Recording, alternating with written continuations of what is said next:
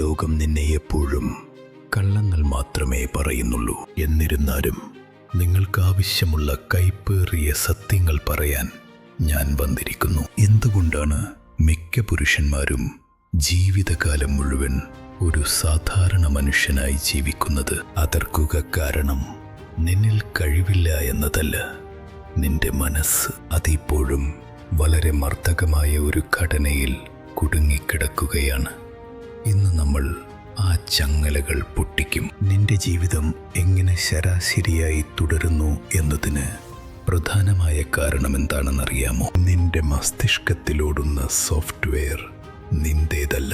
നിന്റെ ശരിയെന്ന് കരുതുന്നതും ലക്ഷ്യമെന്ന് കരുതുന്നതുമെല്ലാം നിന്റെ മാതാപിതാക്കൾ, സുഹൃത്തുക്കൾ, ഈ സമൂഹം എന്നിവയുടെ വഴി നിന്റെ ഉള്ളിൽ ഇൻസ്റ്റോൾ ചെയ്തതാണ്. നിന്റെ 20-നും 30-നും ഇടയിൽ നീ എന്തിനെക്കുറിച്ച് ഓടിക്കുകയാണെന്ന് ഒരു നിമിഷം ചിന്തിക്കൂ. സാമൂഹ്യ മാധ്യമങ്ങൾ കാണിക്കുന്ന ഒരു വ്യാജ ജീവിതം നേടാൻ നീ പരിശ്രമിക്കുന്നു. യഥാർത്ഥത്തിൽ അവ നിന്നെ ആവശ്യമില്ല. നീ അടുത്തവരുടെ ജീവിതം, കടനായി വാങ്ങിയ ജീവിതം ജീവിച്ചുകൊണ്ടിരിക്കുകയാണ്. നിന്റെ സ്വന്തം ഇഷ്ടങ്ങളെന്ത്, സമൂഹത്തിൻ്റെ സമ്മർദ്ദങ്ങളെന്ത് എന്ന് നീ നിരീക്ഷിക്കാത്തവരെ നീ അവസാനത്തേക്ക് ഒരു ശരാശരി മനുഷ്യനായി തന്നെ ഇരിക്കുകയായിരിക്കും. നിന്റെ ഉള്ളിലുള്ള ആ പഴയ ഓപ്പറേറ്റിംഗ് സിസ്റ്റം ഇല്ലാതാക്കി നിങ്ങൾക്കായി പുതിയ നിയമങ്ങൾ എഴുതുന്നതുവരെ നിങ്ങൾക്ക് സ്വാതന്ത്ര്യമില്ല. ഇപ്പോൾ ഇതിലടുത്ത ഒരു കശാപ്പാന ഉണ്മ എന്തെന്നാൽ നിങ്ങൾക്ക് ഫലങ്ങൾ ഇഷ്ടമാണ്, പക്ഷേ കഠിനാധ്വാനം നിങ്ങൾക്കിഷ്ടമല്ല. പല പുരുഷന്മാരും ഒരു ലക്ഷ്യത്തോടെയാണ് തുടങ്ങുന്നത്. എന്നാൽ ഒരു ആഴ്ചക്കുള്ളിൽ 6 പാക്ക് വരില്ലെങ്കിൽ, അല്ലെങ്കിൽ പണം വരില്ലെങ്കിൽ ഉടനെ നിരാശയിലാകുന്നു. നീ ഒരു അമ്പുയെയും വില്ലാളൻ പോലെ ഇരിക്കണം. വില്ലാളൻ പരിശീലനത്തിൽ ശ്രദ്ധ കേന്ദ്രീകരിക്കാം. അമ്പ് എത്ര ശക്തമായി ഇഴുക്കണമെന്ന് ശ്രദ്ധിക്കാം. എന്നാൽ അമ്പ് കൈവിട്ട ശേഷം കാറ്റ് അതെവിടെയെങ്കിലും കൊണ്ടുപോവാൻ കഴിയും. ശരാശരി പുരുഷന്മാർ ഫലങ്ങൾക്കടിമയായിരിക്കുന്നു. എന്നാൽ ഒരു വിജയി തൻ്റെ പ്രവർത്തനത്തിൽ മാത്രം ശ്രദ്ധ കേന്ദ്രീകരിക്കുന്നു. ഫലങ്ങളിൽ നിങ്ങളുടെ സന്തോഷം തേടുന്നതുവരെ നിങ്ങളുടെ മാനസികാവസ്ഥ എപ്പോഴും ചാഞ്ചാടിക്കൊണ്ടിരിക്കും.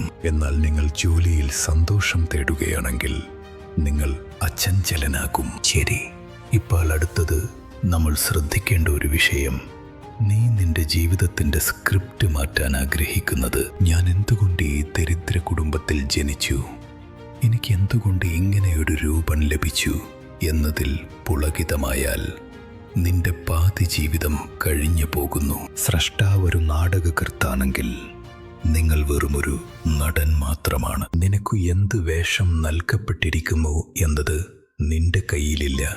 പക്ഷേ അതിനെ എത്ര മികച്ചതായാണ് നീ അവതരിപ്പിക്കുന്നത് എന്നത് നിന്റെ കയ്യിൽ മാത്രമാണ്. ഒരു പിച്ചൈക്കാരൻ വേഷം കൊടുത്താലും അത് ലോകം വിറയ്ക്കുന്ന വിധത്തിൽ ഒരു മികച്ച നടനായി അഭിനയിച്ച് കാണിക്കുന്നതാണ് മനഃശക്തി. നീ നിന്റെ സാഹചര്യങ്ങൾ മാറ്റാൻ ആഗ്രഹിക്കുന്നതിനേക്കാൾ നിന്റെ സ്വഭാവം മെച്ചപ്പെടുത്തുന്നതിൽ ശ്രദ്ധ കേന്ദ്രീകരിക്കൂ. ശരാശരി പുരുഷന്മാർ സാഹചര്യത്തെ തകർക്കുന്നു, പക്ഷേ ബുദ്ധിമുട്ട് ലഭിച്ച സ്ഥലത്ത് ഒരു യുദ്ധക്കുട്ടിയായി പെരുമാറുന്നു. ഇപ്പോൾ അടുത്ത പോയിന്റ് എന്തെന്നാൽ, നീ നിന്റെ മനസ്സിനെ ഒരു കോട്ട പോലെ സംരക്ഷിച്ചിട്ടില്ല.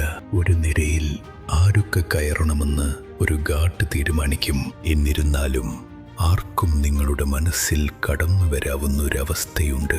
അനാവശ്യ വാർത്തകൾ, നെഗറ്റീവ് സുഹൃത്തുക്കൾ, നിങ്ങളെ വേദനിപ്പിക്കുന്ന ബന്ധുക്കളുടെ വാക്കുകൾ എന്നിവയുൾപ്പെടെയെല്ലാം നിങ്ങളുള്ളിൽ അനുവദിക്കുന്നു.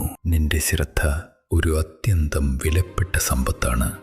അതിനെ നീ ആർക്ക് നൽകുന്നു എന്നതിൽ വളരെ ശ്രദ്ധയോടെയിരിക്കണം. ഗെയിം നിങ്ങളുടെ ഫോണിലുണ്ടെന്ന അറിയിപ്പ് നിങ്ങളുടെ ആകാംക്ഷ വർദ്ധിപ്പിക്കുന്നു.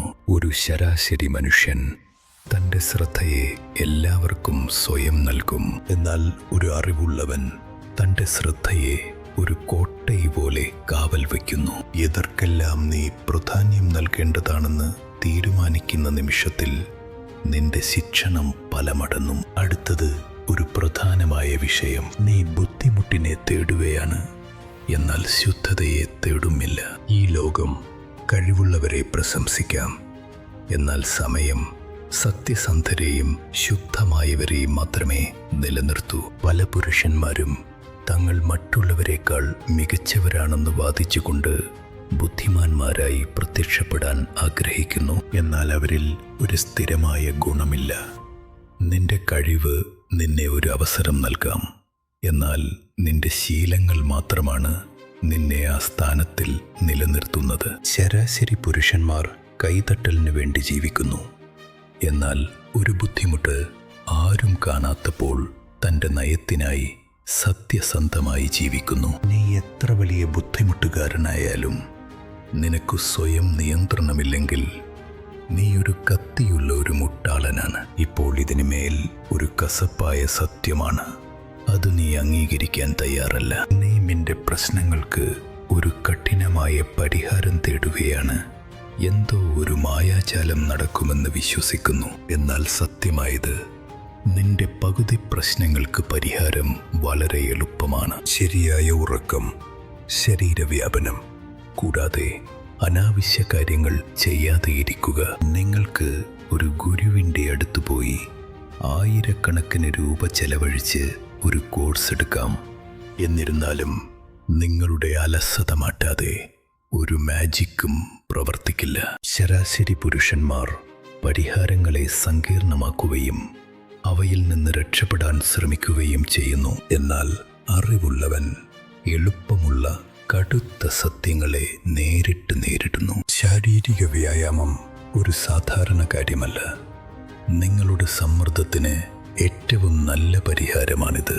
അവസാനമായി ഒരു കാര്യമാണ്, നീ ഈ ലോകത്തോടൊപ്പം വലിയ ബന്ധം പുലർത്തുന്നുവെന്ന്. ഞാൻ നല്ലവനാണ്, ഞാൻ കഠിനമായി ജോലി ചെയ്യുന്നു, അതിനാൽ എനിക്ക് വിജയിക്കണം എന്ന് നീ കരുതുന്നു. പക്ഷേ യാഥാർത്ഥ്യം എന്തെന്നാൽ ജീവിതം നിങ്ങൾക്ക് ഒന്നും കടം കൊടുക്കുന്നില്ല. നിങ്ങൾ എത്ര നല്ല ആളായാലും ശരിയായ സ്ഥലത്ത് വെച്ചില്ലെങ്കിൽ ഒരു വെൻഡിങ് മെഷീൻ നിങ്ങൾക്കൊന്നും നൽകില്ല.